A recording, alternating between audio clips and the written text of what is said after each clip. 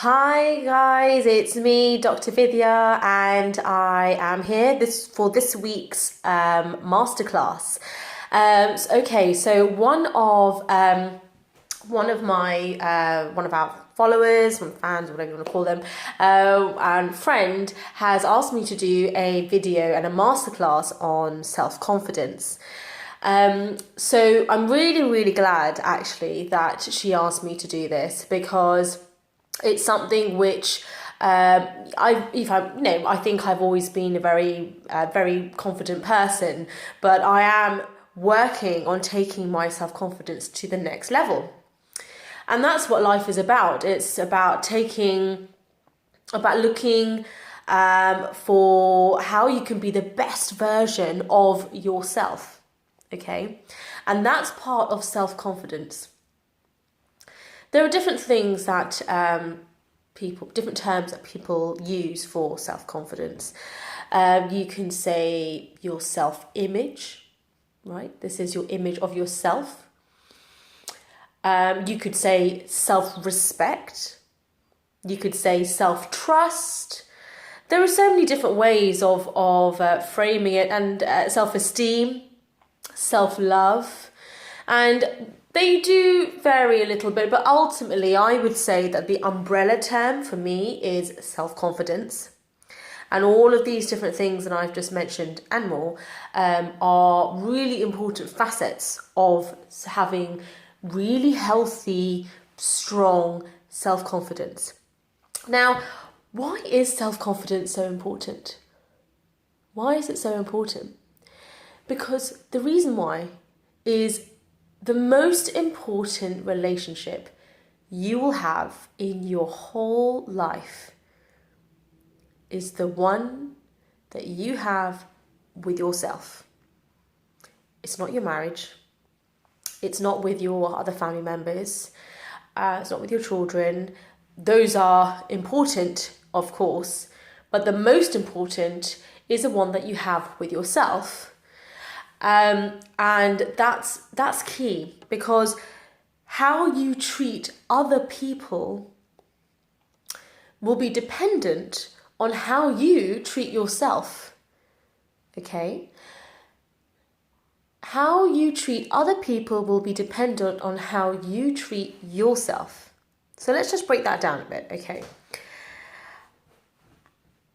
How I let other people treat me, okay, will have a big impact on how I'm going to treat them, and vice versa. This comes down to being accepting of behaviour which you actually should not be accepting. And, I do believe in tolerance, compassion, kindness. Of course, I believe in all of those things, and I think those are very important character traits.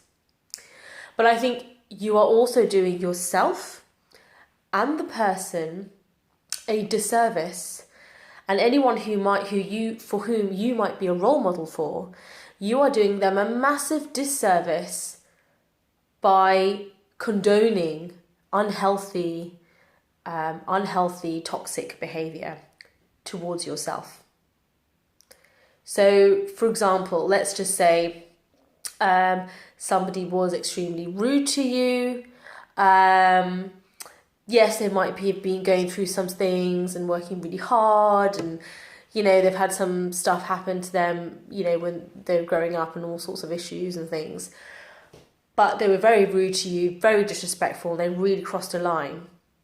Now, yes, you can be tolerant in terms of wanting to move past this and wanting to forgive and move forward with learnt lessons, but wanting to forgive and move forward, and having compassion and kindness and all of those things. And I am a very spiritual person as well, so I do believe in those things, but it has to be done in the right situation, and it has to be done.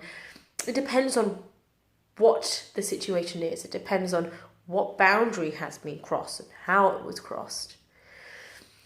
And I think that if you are then condoning behavior which is unhealthy, you are then telling that person and you are showing that person this behaviour is fine.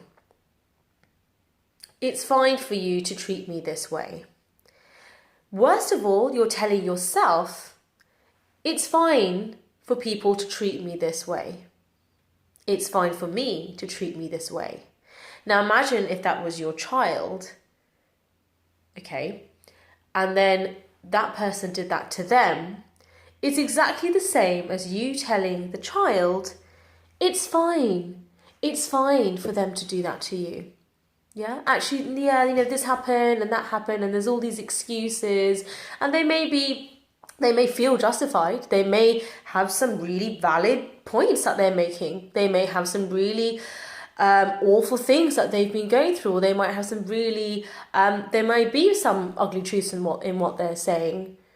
There might be an element of that, but it certainly does not condone certain behaviours and treating people in a certain way and crossing certain boundaries. Okay? And that's really important. This is self-confidence, forms the basis of a healthy relationship. Okay? If you don't have self-confidence, if there's something there that you've been a bit weak on, let's be honest, and that is your responsibility.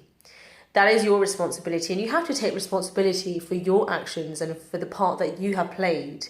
Doesn't necessarily mean that you are to blame, because I personally believe that only weak people blame people, but it's the strong and the wise and resilient who actually look for the learned lessons, heal, and then move forward without revenge and resentment, which are unhealthy, toxic behaviours. Those behaviours are normally done by people who are very weak and small-minded, because trying to grow and learn things about themselves on that journey of self-awareness in the school of life, learning some ugly truths about themselves and life, and how to manage situations and self-regulate their emotions, etc., that is really, really hard to do. And some people, unfortunately, aren't cut out for it, or they just, I take that back. Everyone is cut out for it. It's your choice. And some people have decided that they want to be a victim, and you don't have to be like that. So this is why self-confidence is really important, because actually it affects what your relationships are like. And this is all relationships with your family, with your partner, with your children. What are you teaching your children? Okay, what are you demonstrating to them of what is okay in terms of how you can be treated and how you treat other people? And what are you teaching them about how when somebody is very negative towards you and disrespects you, and how you handle that situation? Notice how I didn't say react. Well, you can choose your reactions, but the point I'm trying to make is that sometimes you can feel really justified if someone's really hurt you, okay? But only a small child or someone who really hasn't done much personal growth reacts. We all do it. We're all human beings. Okay, I'm not perfect. I'm not saying that. But what I'm saying is it takes a really resilient and emotionally intelligent person who is self-aware of all of their weaknesses and strengths. But it takes that person, it takes a lot, and it takes real character to actually step up and say, do you know what? Yes, it was wrong that this person did this, and I need to speak to them about this. But there is a way of doing it. Okay, now let me tell you something. You are the architect of your life. You decide how it goes. I believe in law of attraction, spirituality. I believe in all of that. I believe in God. That's a personal thing. Whether you do or not, peace out, that's fine. Not here to discuss that today. But I do believe in those things. However, I believe very firmly, and also psychology does show, that you are in control of your life if you choose to be. We all do have this inner power. You can call it different things. You can call it intuition. You can call it self-confidence, self-esteem, self-trust, self-love, gut instinct, whatever you want to call it. But we all have that inner power. And what many people do, and I've been guilty of it in the past as well, but when people do sometimes, and often without realising, is that they hand over that power to somebody else. In letting somebody treat you badly, in condoning unhealthy behaviours and letting it go on, you allow it to fester in a relationship, or you allow it to fester in that person as well. So you're actually doing that person a disservice, especially if it's someone who maybe, sorry to say it, it's no nice way of saying it, but doesn't have much self-awareness. They might think they're God's gift, and think that they're right in all situations, and maybe they're one of those people who are quite controlling in their personality. You can get some people who have quite narcissistic personalities, and certainly with that cohort of people, it is certainly very difficult to try to forbid to correct their ways, or point out things, because the personal growth journey hasn't really gone very far, and that's how you will excel in life and be successful. It is when you learn from your mistakes. You don't then beat yourself up about it. You don't forget about it, but you understand, okay, so this is how it should be.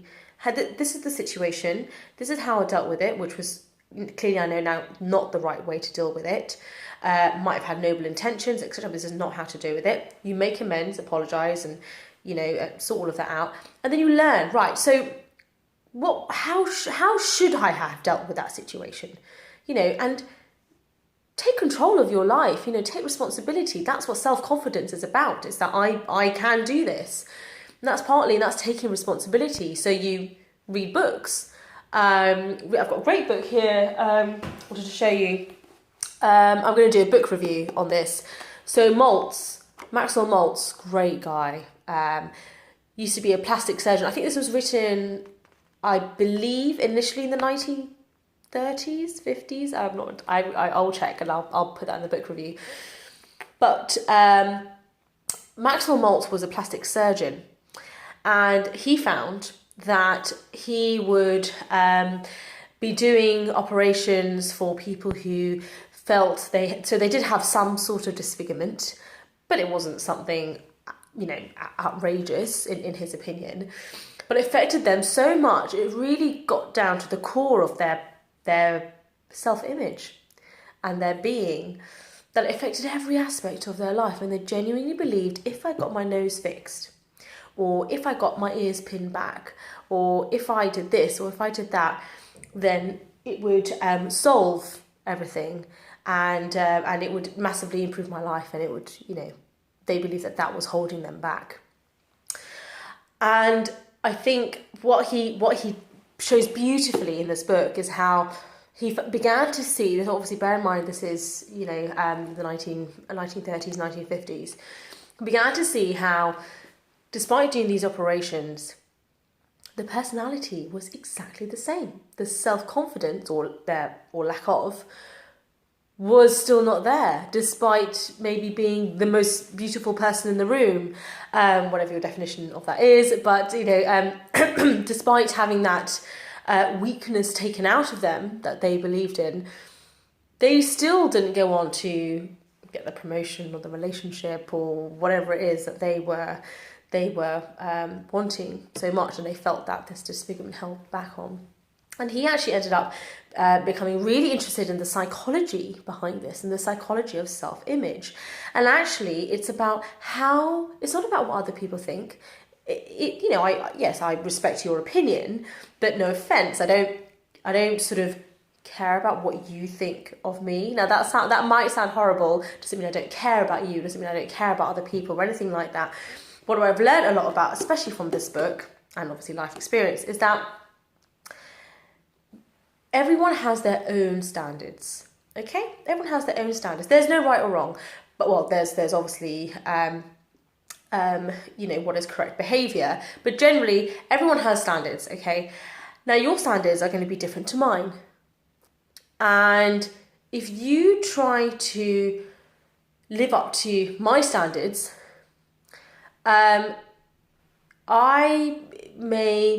you will never be happy, basically. And the same vice versa. If I try to live according to your standards and what your opinions are and what you think of the world and of me and yourself and everything, I will never be happy. Because this is to do with the inferiority and superiority complex, which Maltz talks about. And essentially, there is no one who is superior. It doesn't matter what title, position, how much money in their bank account, doesn't matter. There is no one who is superior to you. There is no one who is inferior to you. You are just, guess what? You. That's it. You are just you. I am just me. And that is it. Okay? There'll be some things which you are going to be so awesome at that I can not possibly do. And there are going to be some things that I can do that is my superpower. And I am really, really like a badass with that. And that you wouldn't be able to do. Or aren't able to do at this point in time, but you could easily learn to do it. So that's where self-confidence, that's why you should be very careful with your self-image. Don't compare yourself with other people, okay? Don't compare yourself with their standards. If you want to go and do something, but then you worry so much about what this person might think, they may well not condone your whatever it is that you want to do or get approval, because that's not how they think. They've got a different set of experiences that they've been through. They've got a different reference point. So it's never going to be exactly the same as other people. And that's why you have to be really careful that you only ever compare yourself with yourself.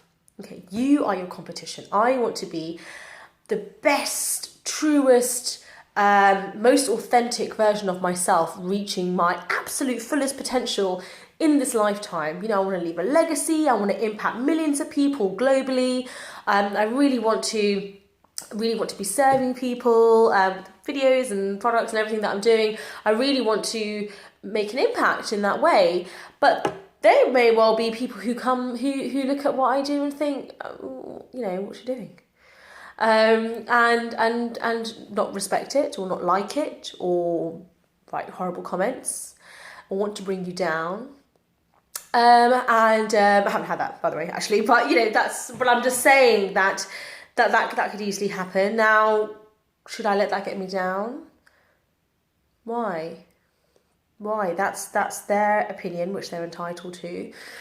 And I would be doing myself a disservice my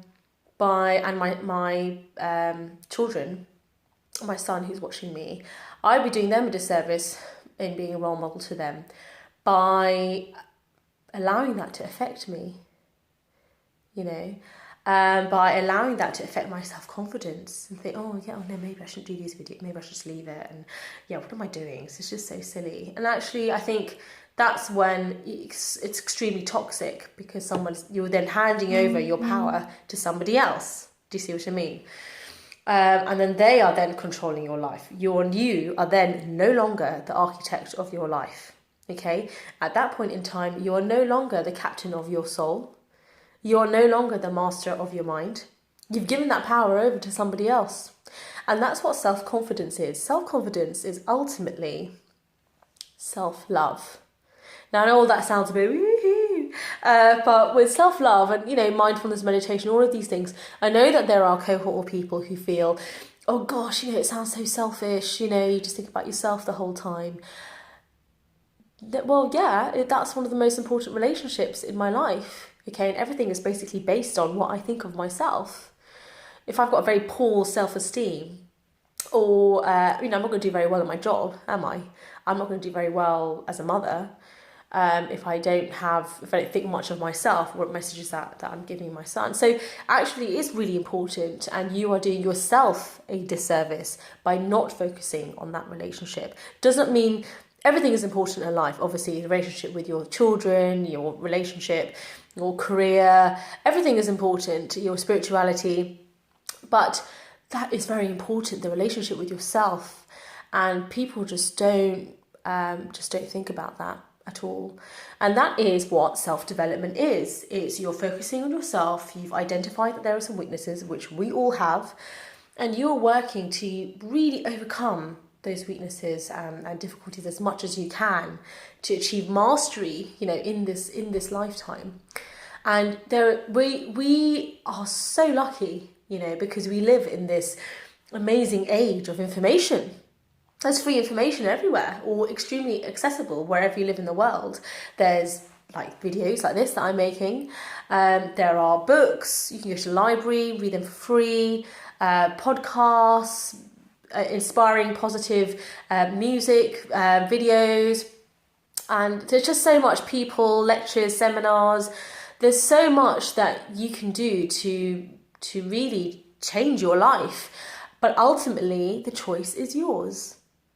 Okay, it's not my choice. It's not up to me to change you. It's not up to your wife or husband to change you. It's not up to your mum. It's not up to your child. No, it's up to you. You have to take responsibility.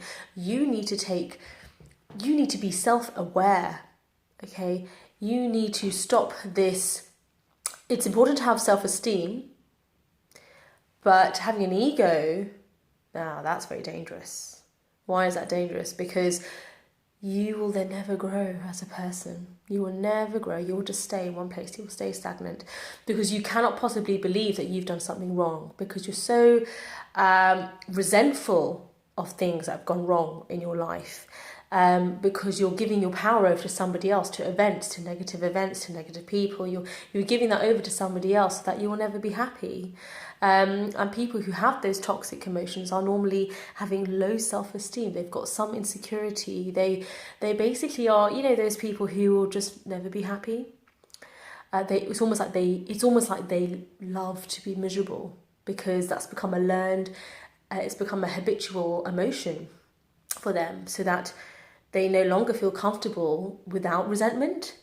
Sounds bizarre, doesn't it? But they almost need that resentment. They need to be having other people working really hard to make them happy, so that as soon as they stop doing that, then it's like that person owes them something, or they become resentful towards that. They always, and what happens after a while is they almost start looking for evidence of it. They almost start looking for, but you didn't do this and you didn't do that, and I did this, and it's this real self, sort of sense of entitlement. So don't be that person. Don't be that person. It's a very miserable life. No one wants to be around them. No one wants to be with them, and it's just a very sad, state of affairs. So I think the best thing is focusing on yourself, especially through adversity. It's really important to focus on yourself, on your growth, and think, what is the lesson I am supposed to learn in this? Why is this happening? You can think about it from a spirituality, law of attraction point of view, that I'm being tested in some way. Maybe I haven't learnt the lesson before, so now it keeps happening, and in a stronger and stronger way. So in order to make me change my ways, to make me learn a lesson, we all go through it, and that's life. So you can think of it in that way. You can think of you can reframe your language. Be very careful how you talk to yourself. Be very careful of the words that you use. Be careful with our children. Why? Because they copy what we say, and they learn that this is normal. They learn that, this is how, if you swear in front of them, they think, that's normal to swear, and they start doing that as well. So in the same way, you better be careful how you talk to yourself. Okay, because your subconscious mind is listening. Your subconscious mind doesn't know reality from a visualization or from imagination. It actually doesn't know the difference. When enough emotion is used, it just hears a narrative. Okay, so if you tell yourself over and over again that I'm not good enough, that this person is so disrespectful and rude to me, etc., but you allow the behaviour for whatever reason. They may be very noble reasons, but ultimately you are still allowing that disrespect and unhealthy, poor behaviour. Then you are telling yourself that is okay, and over time you start to allow that behaviour. You start to just believe that that's what you deserve. And you start to almost you start to almost give out that energy. You know, you do start to give out that energy. You know, you can feel the energy of somebody who's very confident when they walk into the room and they're smiling and they're genuinely smiling. It's not fake. They're genuinely smiling. They're genuinely having a good time. They really don't care if they're going to stand there all night by themselves. They're not sort of worried about talking to other people. They will and have a great time. It's all just very, very easy. And you can feel that energy when somebody's really commanding, not controlling, but commanding of the room. And they're very confident. They're very sure of themselves. Do you see what I said? They're very sure of themselves. How do you be sure of yourself? You have to know yourself. You know thyself. You have to know your weaknesses. You have to know your strengths. You have to work on them constantly. You have to practice. One thing Maltz also focuses on, which I think is really important, I want to mention here, is that visualization is mind-blowing. Visualization works, okay? Whatever you think about it, you can mock it, make fun out of it, but it works, okay, people? Visualization works. So you have to really feel it. You have to really believe it, have massive self-belief. You have to really believe it. It is going to happen. You know, include your emotion and what you're wearing and how you feel and all of your senses. And actually your mind doesn't know the difference between like reality and imagination. So what's happening is when you do that visualization enough of the person that you not hope to become, let's think about our language here, the person that you will become, when you start to visualize that over and over again, you're forming those neuronal pathways, okay? You're practicing it. This is what Muhammad Ali used to do before a fight. He didn't have an ego, okay? He had massive self-confidence. So, I am the greatest. I am the greatest. It wasn't, I will be the greatest. I might be the greatest. I hope to be the greatest. Oh, I'll be the greatest. No, I am the greatest, okay? And then he did that. He became the greatest. But when he did it, it was with a very, it wasn't with an ego, it wasn't with pride in a negative way. You know, you loved him for it, and it was a very, very kind of sweet, endearing sort of energy, about him. And what he would do is before a fight is he would sit down, and he would visualize the fight. He would visualize the fight, visualize the person in the boxing ring, and imagine every single punch, undercut, you know. He would imagine it all, and he would imagine exactly when the opponent would get knocked out. He would imagine exactly how did they get knocked out, exactly how they felt. He would imagine every single thing, and then he would imagine that he was winning and how it feels and how great it feels. And often the fights happened exactly in that way because his subconscious mind had been through it already, even though in reality it hadn't happened. But its subconscious mind didn't know that. So his subconscious mind was sort of, I've done this before. This is therefore a possibility because it's been done before. So what's the problem? Okay, it's the same thing before you're going to do public speaking, or before you're going to have a difficult conversation, or whatever it is. You know, surgeons do this before operating. It's being encouraged. You know, you visualize, you imagine what you're going to be doing, and it helps the mind, it primes the mind, and you're giving it a rehearsal, okay? And you do that enough times, well, you're mastering your mind. And there's these amazing techniques that you can use. This all comes down to self-confidence. It's self-belief, okay? Now you can have some people who will sort of say to you, oh, come on, visualization, meditation, mindfulness, really? Okay, fine, yeah, you go and write in your journal. Now, that's fine. If they don't want to do that, that's fine. They don't have to do it. They don't have to take part in that. They don't have to do personal growth and self-develop. They can stay where they are in life. But then they mustn't complain. Sorry. But that's part of self-confidence is, thank you very much for your opinion. I really respect your opinion. Peace and everything to you, but I'm going to do it anyway. And having that self-confidence and doing, you're the architect of your life. You do unapologetically what is going to serve you well. Okay? You never give over your power to anybody else. You are the master of your thoughts. And if you think you're not the master of your thoughts yet, then work on it. Read books, go on courses, Do mindfulness meditation on self-esteem and confidence. Do visualization. Do gratitude journaling. There are so many things that you can do. YouTube is free. Just YouTube it. There are so many resources if you choose to do it. It's not easy. Okay, it is hard work. But instead of watching Netflix, do this. This is what's going to change your life. Okay, this is what's going to really change the outcome of your life. So why not watch one less Netflix episode per week or per day or whatever? I don't know, because I've actually stopped my Netflix subscription now, and I now watch YouTube videos on whatever it is I'm working on, like self-confidence or personal growth or related to my business or medicine, or I will be reading a book or listening to Audible.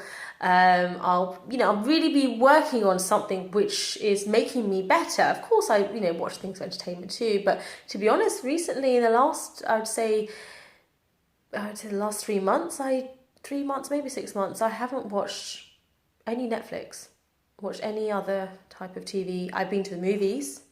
And I'm not saying, I'm perfect or anything like that at all, but I genuinely enjoy it. I think once you start this journey of self-growth in this school of life, you realise, God, there's so much to learn. And it becomes like you just, once you've got your appetite, you want to learn more. You want to become more of a master of your mind and of your life.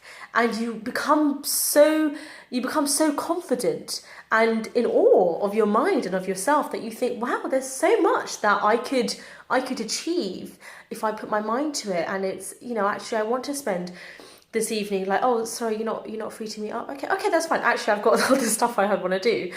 So, watch my videos and working on things and projects and all of these things which I can feel inside that I'm growing as a person, and it becomes addictive, So self-image, self-confidence, self-trust, trusting yourself, massive self-belief. None of this I hope, I will, one day, stop all that language. I am, I can, and just watch me. It's happening. It's happening now. Affirmations, all of these things are amazing at helping you, and you need to focus on that. You need to prime your mind. Now, look, there's more I can talk about with self-confidence, but the biggest thing I would say is this is your life.